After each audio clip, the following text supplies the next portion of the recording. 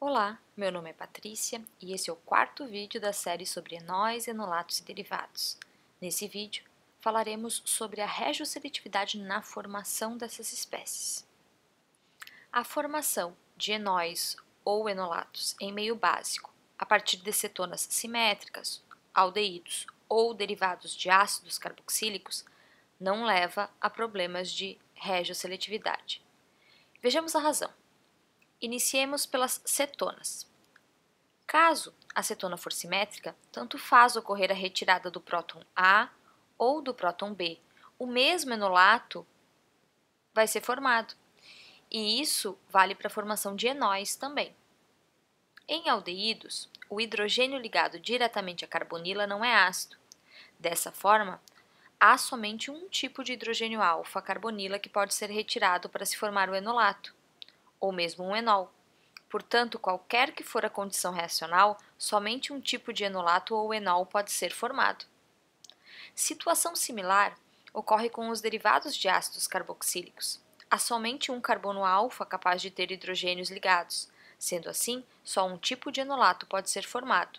Lembrando que o mesmo ocorre para a formação de enóis em meio ácido. Somente um enol é formado.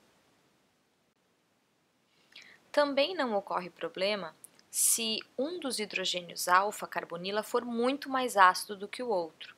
Isso ocorre, por exemplo, com compostos 1,3 de carbonílicos. Os prótons que estão entre as duas carbonilas são mais ácidos do que os outros.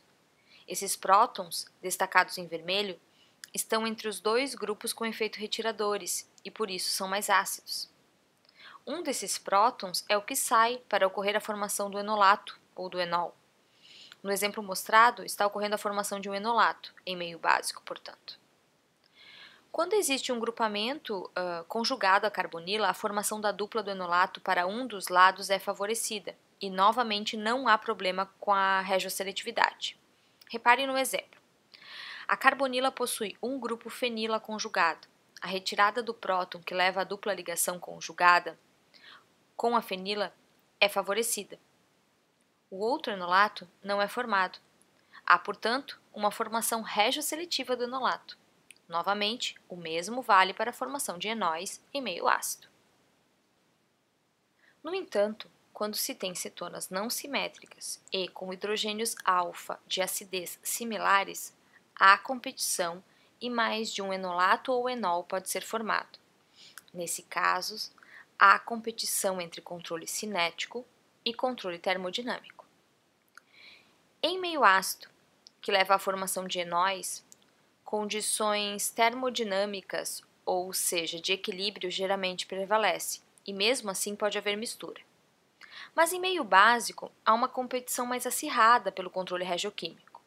Olhemos então as possibilidades de enolatos a serem formados. Se o hidrogênio A, destacado em laranja, que está ligado ao carbono mais substituído é retirado, forma-se o enolato termodinâmico, ou seja, com a dupla ligação para o lado mais substituído. Caso o hidrogênio azul, ou seja, ligado ao carbono menos substituído, seja retirado, o enolato cinético é formado. Esse possui a dupla ligação para o lado menos substituído. O enolato termodinâmico, conforme comentado, possui a dupla mais substituída. Esse enolato é, portanto, mais estável, sendo formado em condições de controle termodinâmico, ou seja, condições onde o equilíbrio prevaleça. Já o enolato cinético possui a dupla menos substituída e é menos estável, sendo formado sob controle cinético.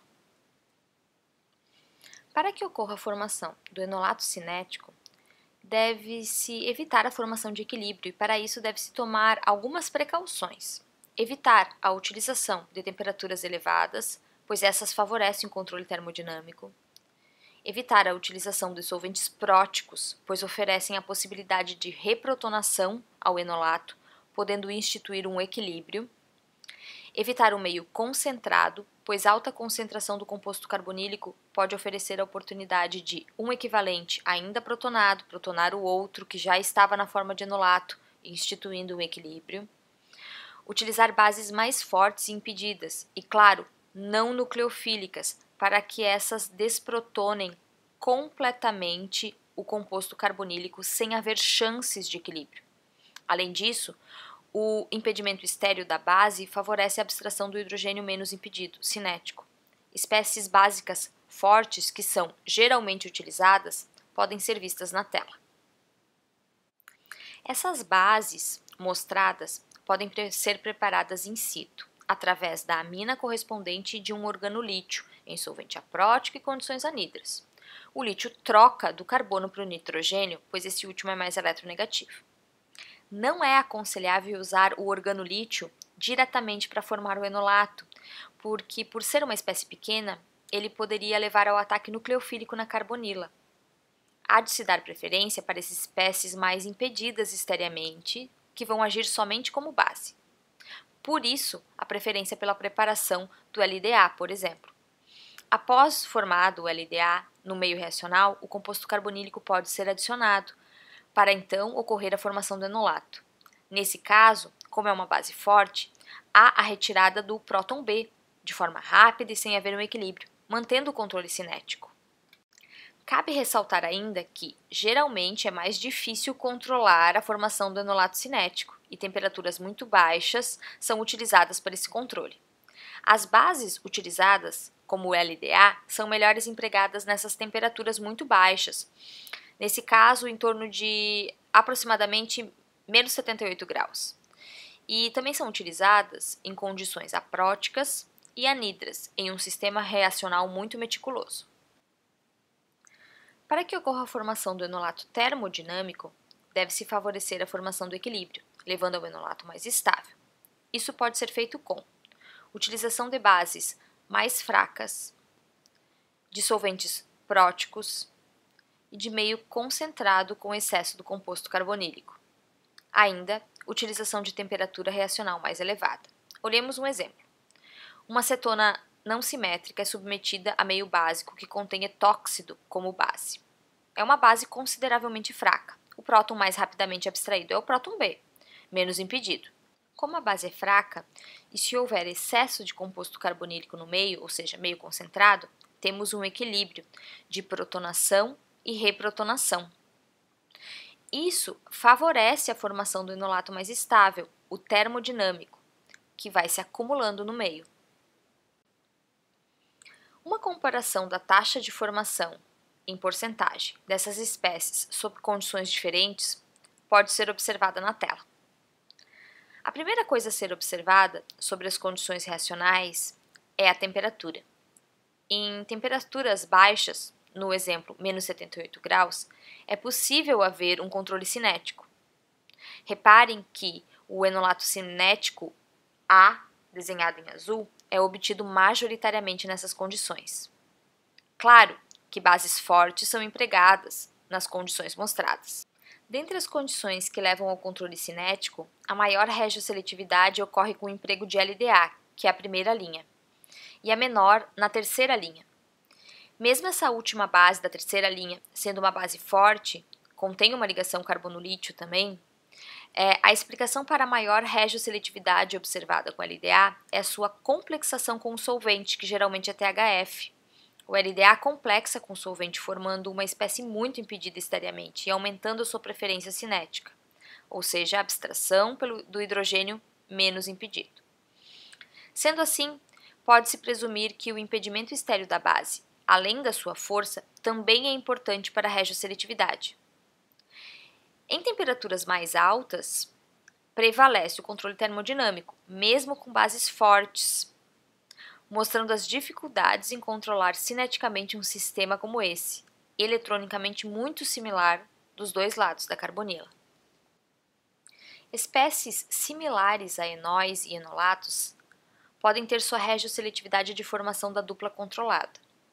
Enolatos de silício, por exemplo, quando formados a partir de cetonas não simétricas, utilizando cloreto de silano e uma base fraca como trietilamina ou imidazol, fornecem a dupla mais substituída, ou seja, levam ao silil-enol éter termodinâmico. Uma explicação para esse comportamento é que, primeiro, ocorreria a formação da forte ligação oxigênio-silício, gerando uma carga parcial positiva com a clivagem progressiva da carbonila. Essa carga é melhor estabilizada do lado onde há um maior número de grupos alquila, por esses serem doadores de elétrons.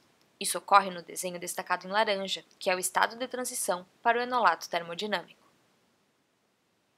Outra explicação possível reside no fato de que o enol mais substituído é favorecido entre os enóis possíveis e, mesmo não estando em maior quantidade no equilíbrio ceto-enólico, o enol favorecido é capturado pelo cloreto de silano. Isso leva ao silil-enol éter com dupla mais substituída. De qualquer forma, se o silil-enol éter for tratado com um reagente organometálico, mesmo um que seja pouco impedido esteriamente, visto que o silil-enol éter não é mais eletrofílico, forma-se o enolato correspondente, ou seja, o termodinâmico. Como o termodinâmico é mais estável, não equilibra para o cinético. Pode-se também reagir o silil-enol éter direto, no entanto, devido à sua menor reatividade, há a necessidade de reação sob catálise de ácido de Lewis. Caso seja formado no meio reacional um enolato metálico sob condições cinéticas, ou seja, utilização de base forte, solvente aprótico, baixas temperaturas, pode-se também capturar esse enolato cinético com um cloreto de silano, formando então o silil-enol éter cinético. Outra alternativa ao enol ou enolato cinético é a formação de enaminas, que ocorre preferencialmente com a formação da dupla ligação carbono-carbono menos substituída. Na reação de formação de enaminas, apesar do controle termodinâmico, a dupla menos substituída é preferida. Nesse caso, a doação de elétrons não faz tanta diferença, pois o nitrogênio, que é um doador de elétrons forte, deixa a dupla naturalmente rica em elétrons. O nitrogênio é menos eletronegativo do que o oxigênio de uma carbonila. O efeito estéreo do grupo ligado ao nitrogênio com o restante da cadeia é mais importante. Esse efeito, se muito pronunciado, pode até fazer com que haja uma distorção da planaridade. Outra maneira de modular a regioseletividade desejada é a utilização de cetonas alfa-beta insaturadas. Essas espécies são eletrofílicas no carbono da carbonila e também no carbono mais distante da dupla ligação carbono-carbono, o chamado carbono beta. Se cetonas alfa-beta insaturadas forem submetidas à metodologia de redução de Birch, levam a um enolato. A dupla carbono-carbono desse enolato fica para o lado onde estava a antiga dupla ligação entre o carbono alfa e o carbono beta, devido à forma de ocorrência do mecanismo. Na metodologia de redução de Birch, ocorre a perda de um elétron do metal para o meio. Após, ocorre uma transferência de um elétron, formando um ânion radical. Esse é protonado pelo álcool presente no meio e leva a um radical. Um segundo elétron é transferido, formando um ânion. E esse tautomeriza até o enolato.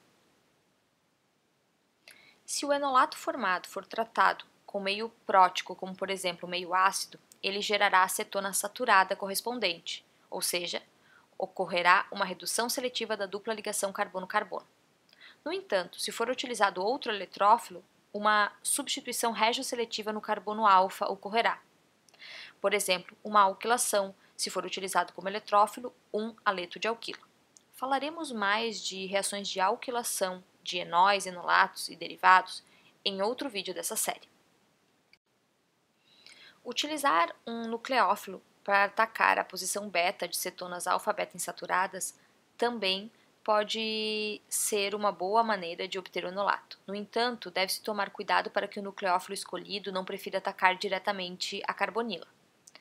Estratégias para dirigir o ataque no carbono beta de sistemas alfa-beta insaturadas serão discutidos em material próprio.